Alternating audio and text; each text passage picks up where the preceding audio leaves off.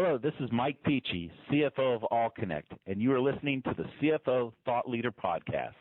This is episode 209.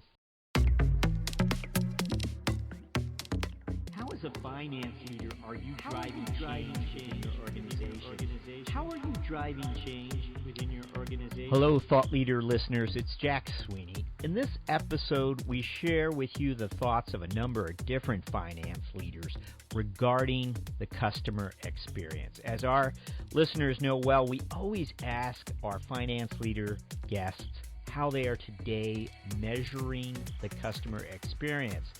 And as some of you may recall, we've in the past characterized customer intelligence as really an important strategic lever for finance. Why?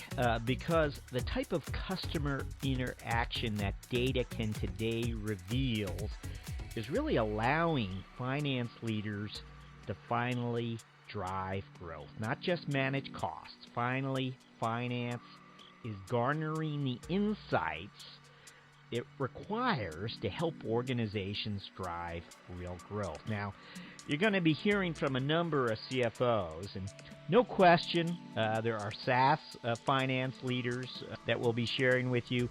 And in fact, SaaS finance leaders are arguably the most influential group when it comes to measuring the customer experience. Clearly, this has everything to do with the customer subscription model. But we'd argue, and certainly others are of the same opinion, that this growing customer focus in finance is much bigger than SaaS.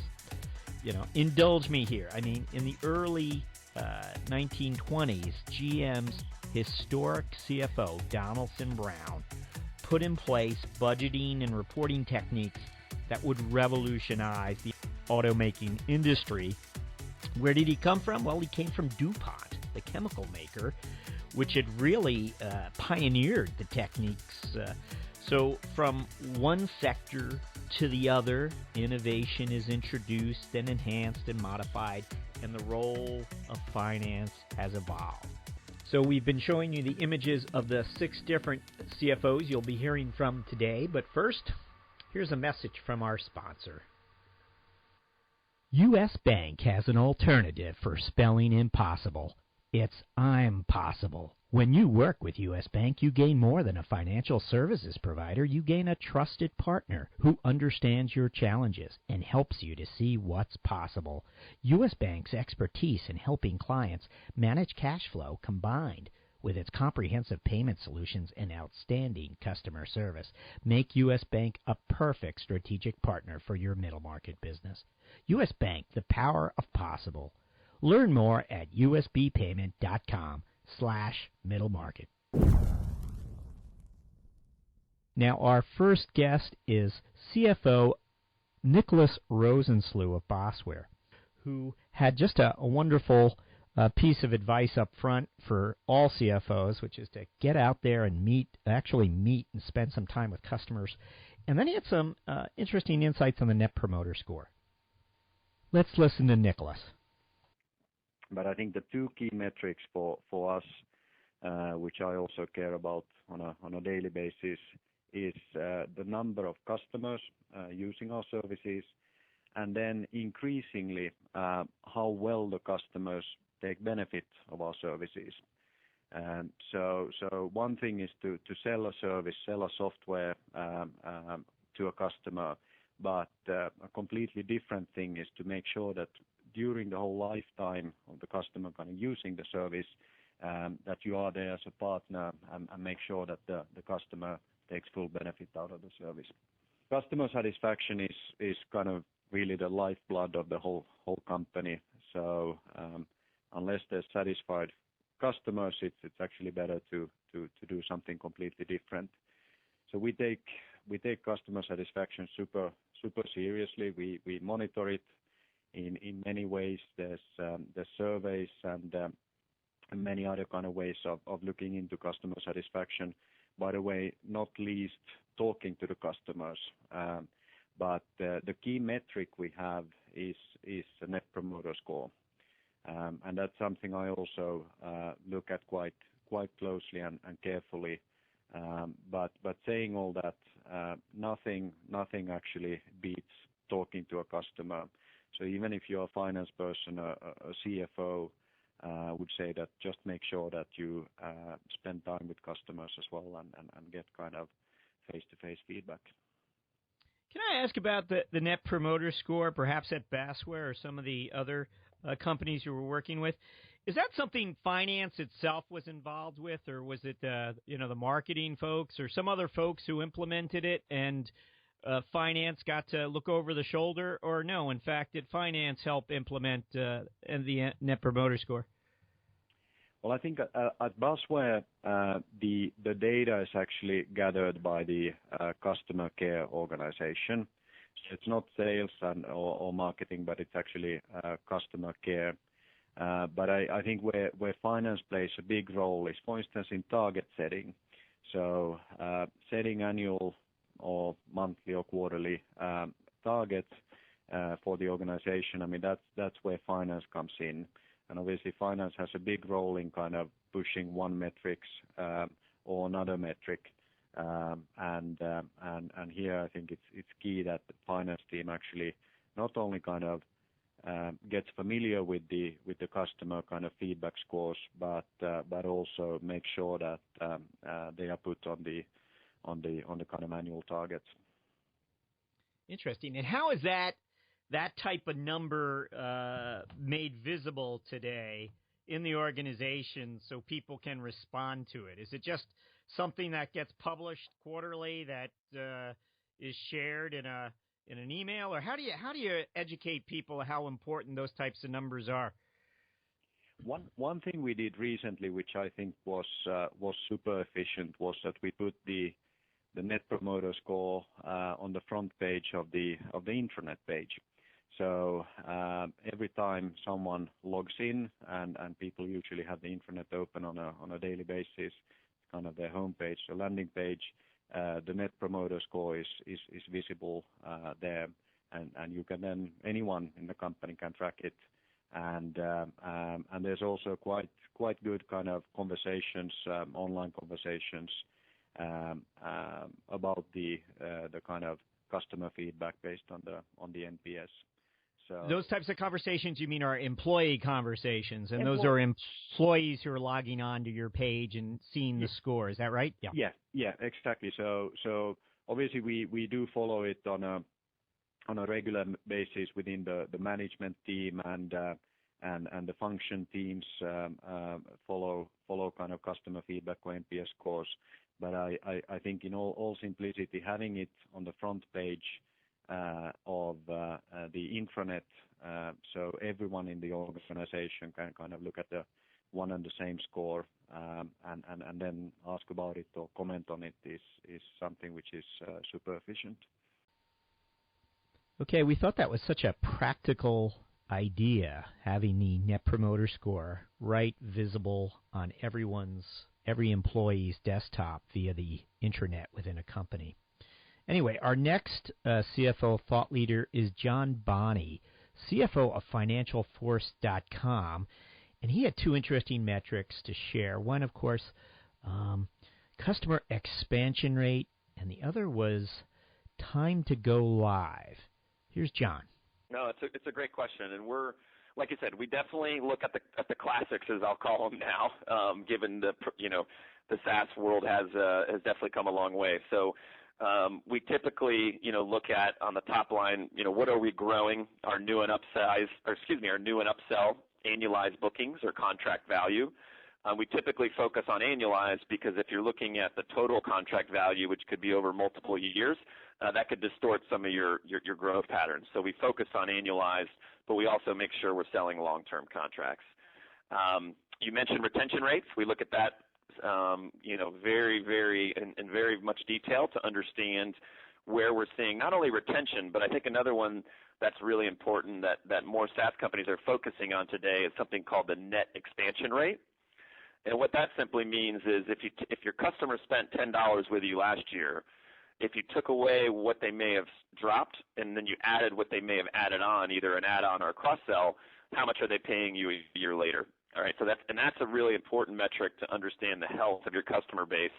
And typically anything over 115 to 120% is seen as really, really well.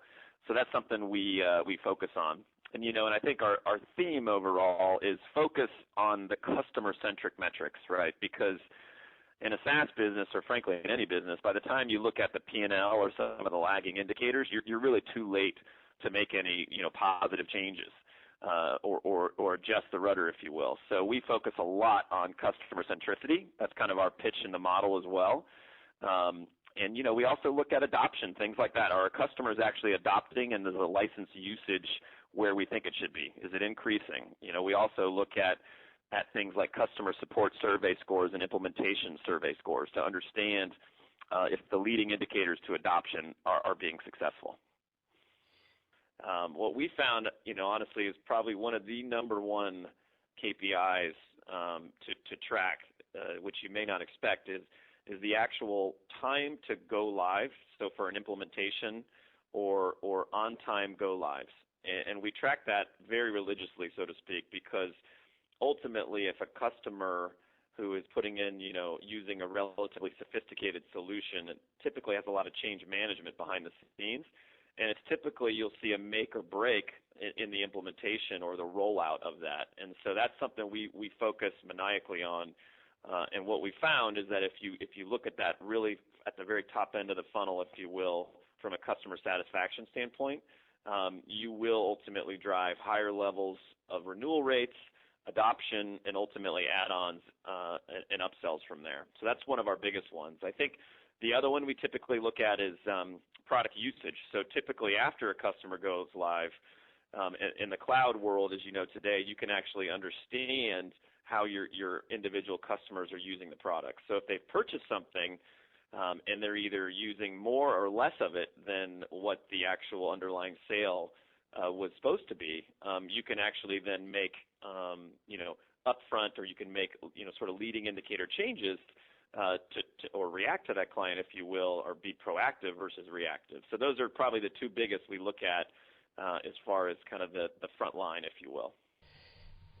Next, we spoke with Bruce Felt, CFO of Domo, and Bruce explained the necessity of measuring the customer experience in such a matter-of-fact way, such a simple way, straightforward. We thought we'd want to share it with you. Here he is. First of all, in a software as a service business, almost all of us do not make money on the first year of acquiring a customer.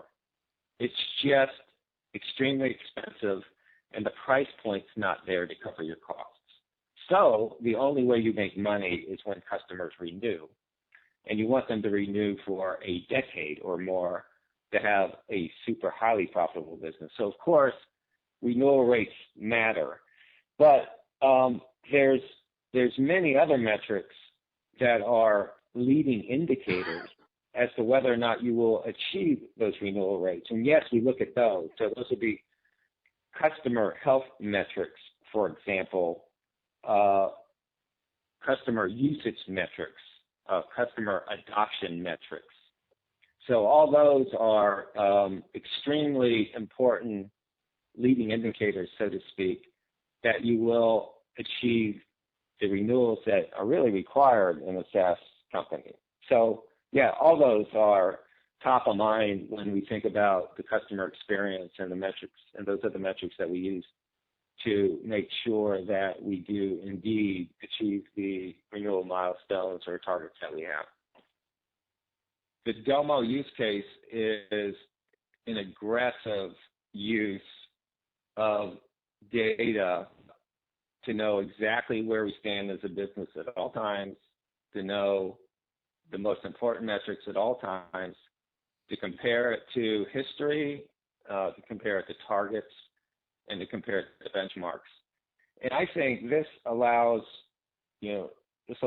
for quite a few things. One is, we are really able to be at the top of our game when you think about something that's really important to the business and you lock into a metric and you publish it, and then it's there live, and it doesn't go away. It's not an email. It's not a spreadsheet. It's live from that point on. So you really do lock and load on anything that's really important. Another important byproduct of this is all the management team, like I as CFO, get to see what's extremely important to the head of marketing and the head of sales and the head of R&D and the CEO. So our ability to have a holistic view of the business is enhanced dramatically because not only do we get our view, we have insight into every leader in the organization about what's important to them.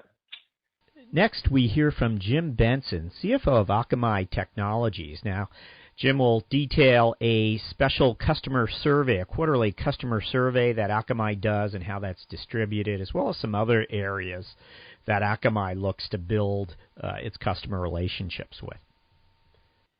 So what we do is, I'll name maybe three areas. So we do a quarterly customer satisfaction survey, for lack of a better term. It's the Net Promoter Score is actually the approach that we're using, and it measures in the survey product quality, product reliability. It measures ease of doing business, and what we do is we get quarterly readouts on that for all of our product offerings. And we end up using that as kind of a pulse in from the customer around areas that we're doing well and then areas that we can improve upon. And we put initiatives in place to try to address them. So that's one every quarter we do that. We also have customer advisory boards for our different areas of the business where we have a subset of our customers ranging in different industries, ranging in how they may use our products, where we bring them in quarterly, and we basically have a few-day session with them around topical areas to try to help Akamai get better and to help us figure out other areas that we can help them solve some of their business problems. And the last area is we do an annual conference. That's a customer conference where we bring, our largest customers. We actually, I think this year are going to have over 1,500 customers at our annual, we call it Edge conference. It's actually going to be next week, as a matter of fact. And it's an opportunity where we show them product roadmaps. There are breakout sessions where they can learn more about the products and the offerings. They can ask questions. There are kiosks where they see demos. We bring in presenters from key industries, key thought leaders on areas that are changing in the Internet ecosystem. So that's kind of three general areas that we use to get a better pulse on the customer experience. Okay, Thought Leader listeners, don't go anywhere. We have three more CFOs whose thoughts we want to share with you. But first, we have this message from our sponsor.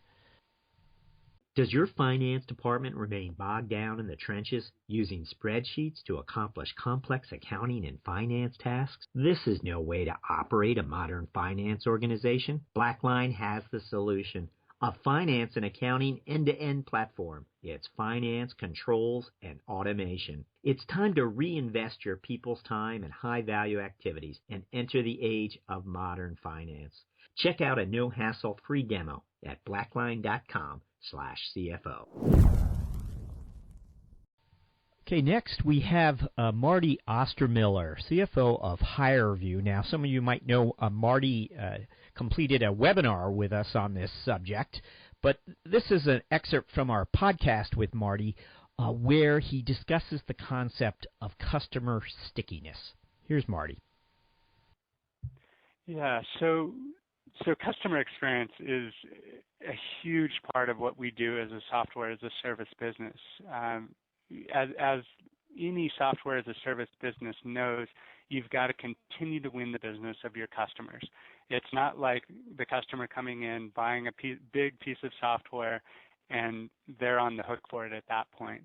Each year they renew, or at the end of each contract they renew, and you have to re-win that business. And so one thing that we really care a lot about is a measure of customer stickiness. And for us, we view that mainly as the number of interviews that we're sending through the system. So if we have a new customer, we track how fast are they adopting our system. Are they doing tens of interviews? Are they doing hundreds of interviews? Are they doing thousands of interviews compared to how many they could be doing?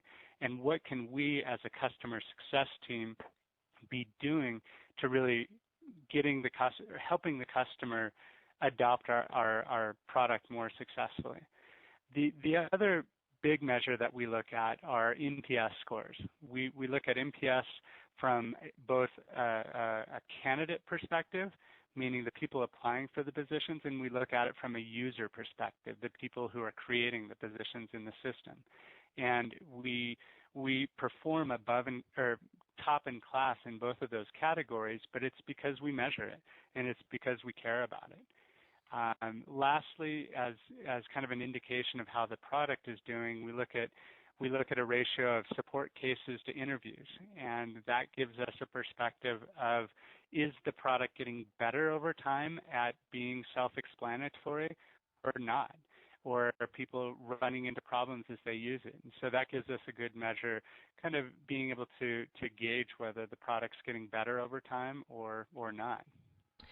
Okay.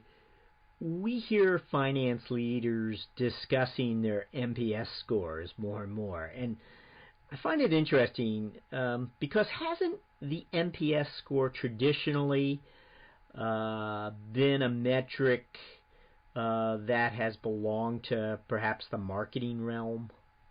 Yeah, from my perspective, I don't look at it as a marketing metric at all. I look at it as a customer retention metric. If we're not creating a better experience for the customer, then that will be reflected in the NPS score. If we're not servicing the customer well, that's going to be reflected in the NPS score. But more beyond that NPS score, that turns into your gross retention. That turns into your net retention, basically meaning, are you retaining the customers that you worked so hard to get initially, and are you growing them over time? And if your NPS is suffering, that's going to be a leading indicator that you're going to have some trouble down the road. So it is nice to be able to brag about it from a marketing perspective that we're doing really well. But more than anything, it gives us a gauge of whether we're doing a good job or not. And if we're not doing a good job, then we need to be doing a better job. And from a finance perspective, we need to know how the health of our customer base is going to look in the coming months and years ahead. Finally, we speak to Michael Picchi, CFO of Allconnect. And while we had originally asked Mike about reorganizing finance and whether it was necessary, we found it interesting that that's what led to the customer experience discussion. Here's Mike. The one reorganization item we did do when I got here is that we took the data analytics team out of the IT department and we moved it into finance. And that way we were able to closely align historical financial performance with future expected performance. I think we're going to talk a little bit here later about data analytics, but as a result of bringing data analytics into the finance group, our forecasting capabilities have improved dramatically. What we realized is that we could be doing more in terms of our consumer engagements if we knew more about the customer. And so we started applying analytics to the customer engagement. When the utility hands us a call, we're also getting a data feed from the utility with the consumer's home address. And so instantaneously, we're running analytics around that address so that we can understand that customer right as we begin to talk to them. And then our technology platform can build the script for our sales agents so that we're making the relevant offer the first time out to that consumer. So, for instance, if a call happens to come from Athens, Georgia, there's a high probability that call's a college student. What's important to college students is high-speed internet. So we want to, in terms of the lead offer, trying to help that college student moving into their new apartment or their home on campus, offer them the highest bandwidth internet speed. Another example of applying analytics would be one of the nice suburbs around Washington, D.C., call it Arlington, Virginia. A call from that territory has very rich service offerings. And when I mean rich, fiber cable is very prevalent up there. There's AT&T UVerse, there's Verizon Fios, there's Comcast Xfinity. And so leading with a kind of a triple play offering, and that's probably what that consumer is wanting in that call from the Arlington, Virginia area. So, and we got these insights as we started to scrub the data and on a post-sale. We've been interacting with customers for 14 years, helping them set up their home services. But the aha moment was saying, let's supply data and analytics and help be more efficient with the consumer's time up front by making that relevant offer out of the gate if we've done some work on the demographics around the data that we are getting. Okay, there you have it. 6 CFOs sharing with us how they measure the customer experience and why measuring the customer experience is now a top priority for finance. For CFO Thought Leader, this is Jack Sweeney. To subscribe to the podcast, go to iTunes and subscribe to CFO Thought Leader, or check us out at CFOThoughtLeader.com, where you can subscribe to our Monday briefing. CFO Thought Leader is part of the Middle Market Executive Digital Network.